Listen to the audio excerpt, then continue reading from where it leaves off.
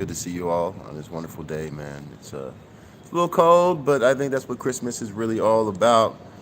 Um, Today, in this program here, I'm going to talk about destiny, and then after that, I'm going to go into on my Instagram and talk more about the invisible and how to study the invisible and the importance of it. And then after that, I will go on to my Facebook, right, live and talk about dreams. All these are very important. They tie together. And I think as a martial artist or whatever you're doing in life, if you're trying to reach for some form of success, you need to have a better foundation and understanding of the world.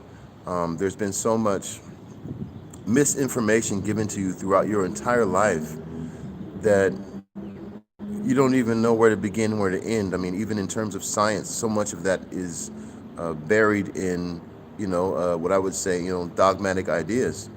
So let's start off with destiny. And at any time, if you have any questions, please feel free to leave a question and I'll answer that because that's just how the show goes, right? Um, Destiny is an interesting thing because think about, it's not like a new idea. It's not even, most people don't even pay attention to it anymore. And I think that's why they run into so many issues. They get so confused. Um, Destiny is the idea that something has been predetermined, right? That your life has already been written out. Now you have to realize that people from a long time ago had these cultures where they were building great civilizations. They even put together structures that we don't have today, right? They were doing sciences and being able to read the stars. So they had a lot of knowledge and information that we even today have a hard time trying to fathom. The problem is with modern people, we assume that we understand more than they did, right? And they believed in destiny, but we believe that they were superstitious and hokey pokey or whatever.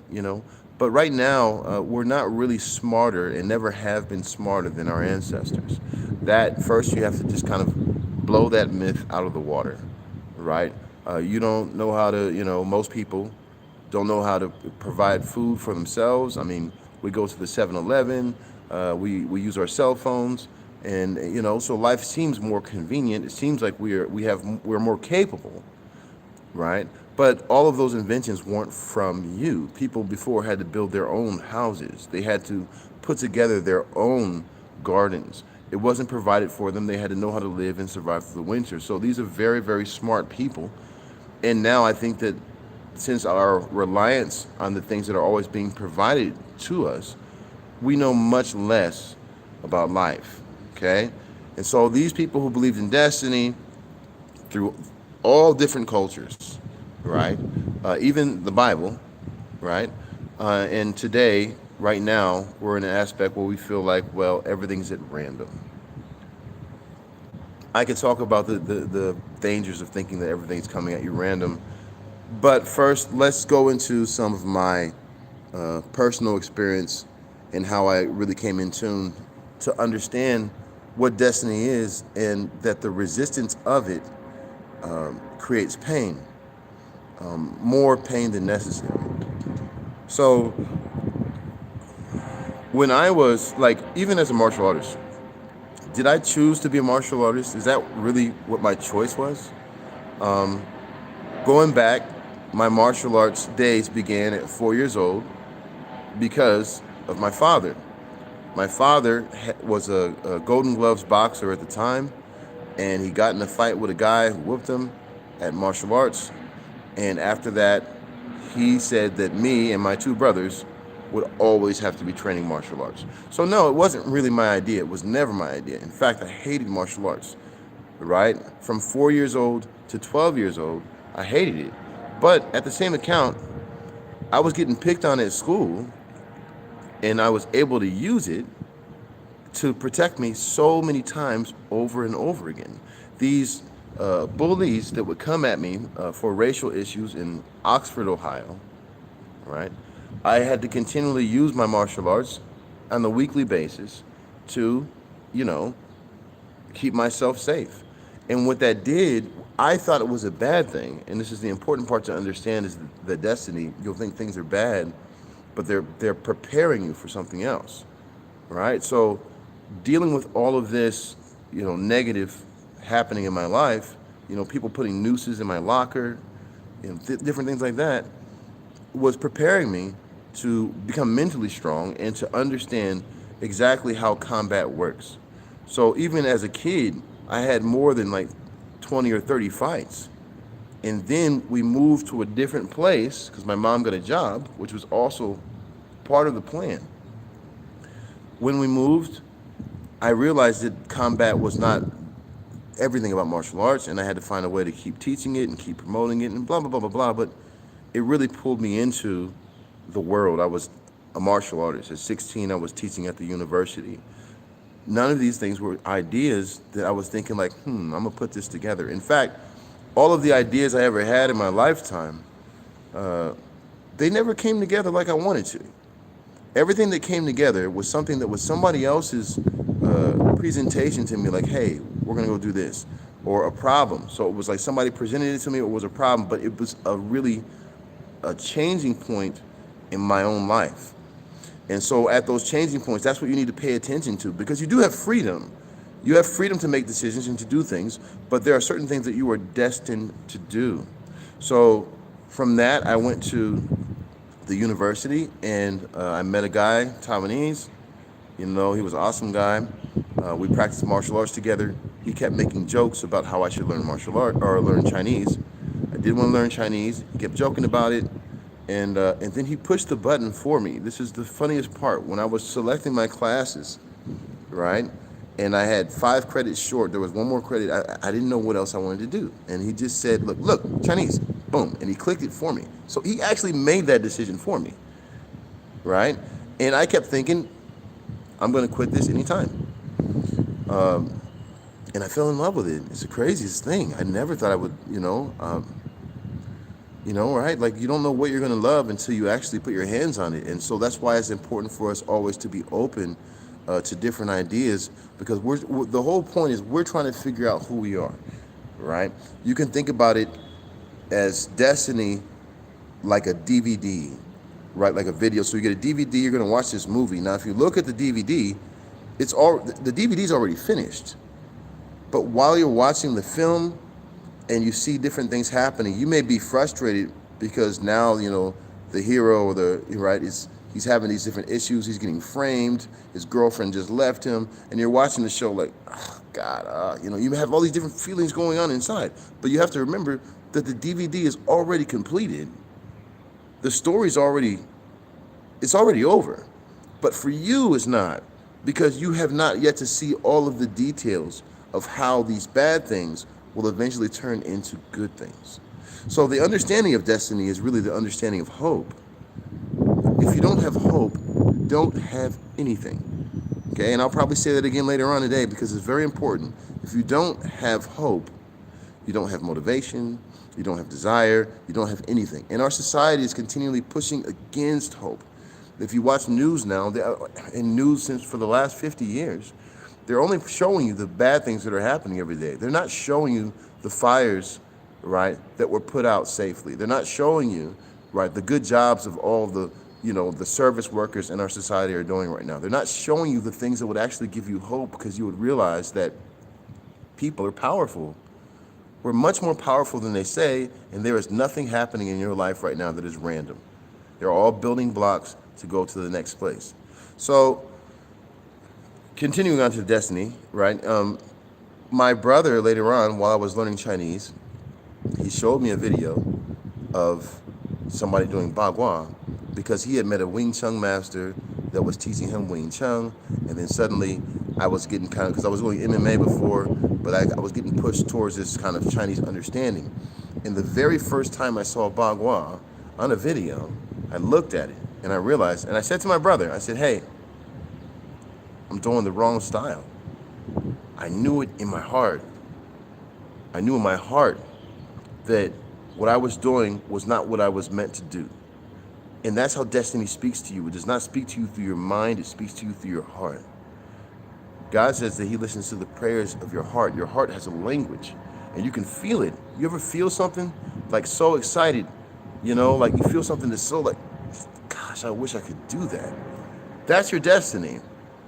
That's where you're going to go. Now, the things in your head, you're going to try to keep grabbing onto these material ideas where you're saying things like, well, I don't have the money for that. I don't have the aspects for that. I don't do this. I don't do that. And you got to shut that down, because the brain is just a tool.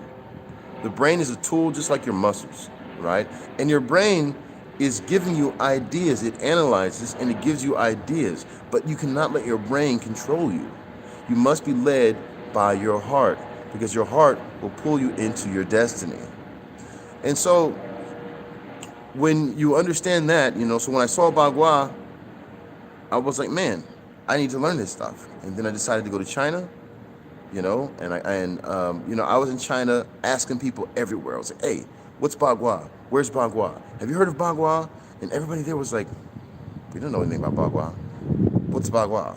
It doesn't exist anymore. Nobody could give me an answer, right? I couldn't put it down. After I was there for like a month or 2 months, I was thinking, I'm not going to waste all my time in China not training anything. So I decided, I said, the next, dope martial artist I see, I'm just going to study with him. I don't care what it is, And I look out, after I made that decision in my heart, I look out of my balcony of my dormitory, and I see this man wearing all white doing these beautiful movements like, it's just beautiful. I was like, wow. I was like, okay, I'm going to go learn this.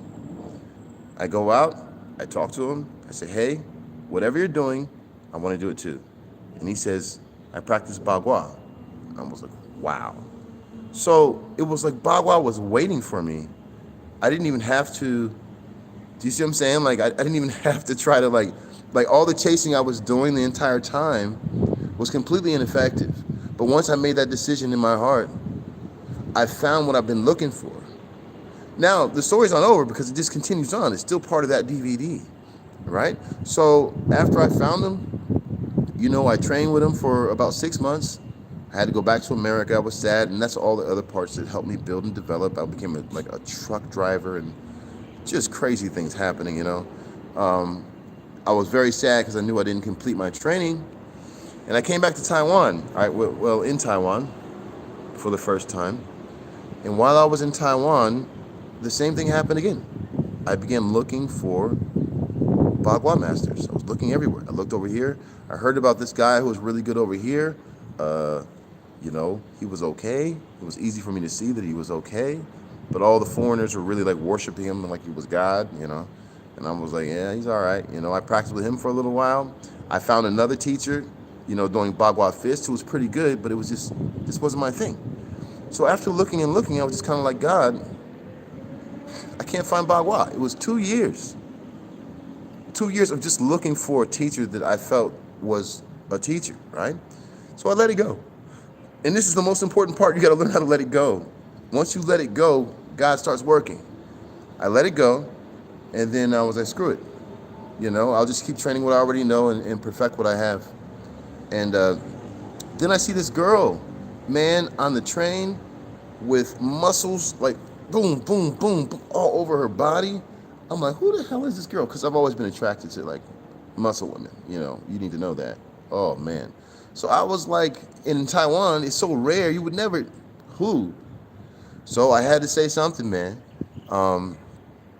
I walked up to her, and I was reading my Chinese book, and I was like, hey, do you know how to answer this question? Blah, blah, blah, And she answered the question. She didn't pay any attention to me, just looked away. I was like, damn, she's not even impressed by my Chinese. I was like, all right, fine. And so I, like a creep, followed her to where she was going. And I found out she was a personal trainer. I saw her training people with fighting. So I was like, she's training people upstairs for fighting.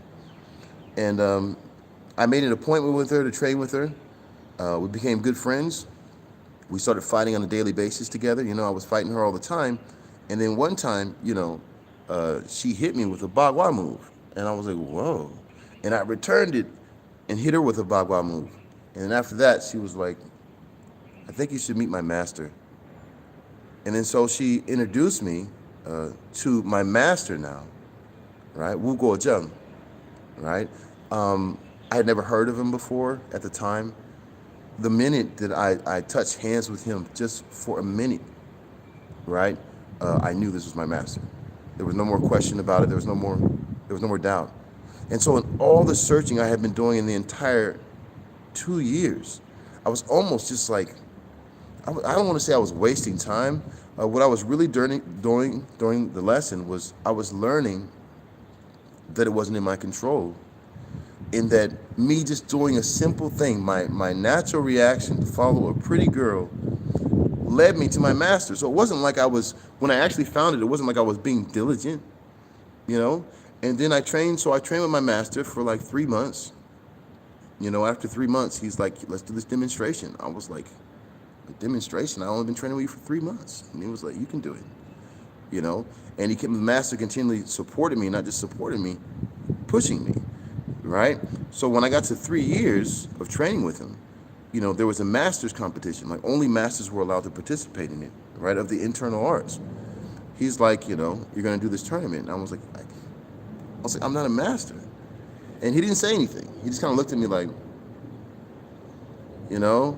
always dropping little hints the whole time, right? I go in, I do that tournament. And when I did that, not my idea, I got third place, which put me on the Taiwanese martial arts team, which let me go out and compete against China, right? And when I competed against China, right, I got 3 gold medals. The first foreigner to ever compete in that competition, I got 3 gold medals, dude, right? None of it because I was awesome. None of it because I was smart or witty. All of it was meant to be because, just like Chinese, it was something that I didn't want to stop doing. Like I practiced every day, all the time, because that was what was in my heart. I just loved it. I didn't have to push. I didn't, like everything you're pushing, that's your own physical strength. Thanks, brother, right? Your own physical strength, it's not going to get you there, man. You have to understand that everything that's in you that you want, that you really desire, is already yours. You are on the way for that. So finishing that tournament, of course, things just start falling in place. I'm in newspapers and then videos and, books and different things like that. And another thing, you have to really learn how to separate. This is the most important part of this video. You have to learn to separate the language of your mind from the language of your heart. If you don't do that, you will always be confused. And that's why people just keep going back and forth, and they don't know what they're doing. You have to learn how to filter out all of the brainwashing that you've had your entire life of what you think is possible and not possible, because your brain is just analyzing and saying you don't have the experience, you don't have the time, you're not from this world, you don't understand this. It keeps telling you that. And your heart is saying, this is what I want, this is what I want, this is what I want. You have to distinguish the positive and the negative in those languages, okay? Right? So, my first book, also not my idea. My wife was like, you have so many good ideas. You're talking so much. And what you should do, you should just write a book, And I was like, that's a great idea. Maybe I should write a book, right? I have no idea, like, how to write a book. I never experienced writing a book, and I didn't have the skill set or, whatever.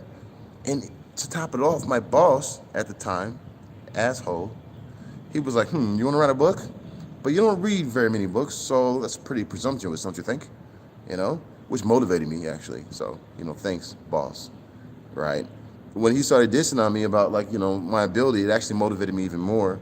Finished the book, people loved it. Finished another book, people loved it. Nothing of any of this was my idea. And nothing that you get in your own life that's going to be awesome, it's going to be your idea. Dude, we are on the DVD. Wherever part you are in your story, the downside, the upside, the 2020 side with the COVID, you must understand that your heart will not mislead you. Hope will never disappoint. That's nonsense. That's a lie. Now, I've had things that didn't work out the way I wanted them to, but they were significantly important to getting me to the next step. So your own ideas that you have, yeah, they're gonna get you to places. They're gonna give you experience. They're gonna give you kind of a skill set. But those things in your heart are unstoppable, because that's what the universe, that's what God has proclaimed in your life, and nothing can stop that. So I love you guys. In a second here, we're going to move on to Instagram, where I'll be talking about something completely different. Because like I said, on Friday, I do 3 podcasts. So you can come to my Instagram, Warfox, Bagua, and we're going to go into another topic if you want. Thanks for staying with me this next time, for this long time. And I'll see you again next Friday. Love you. Peace.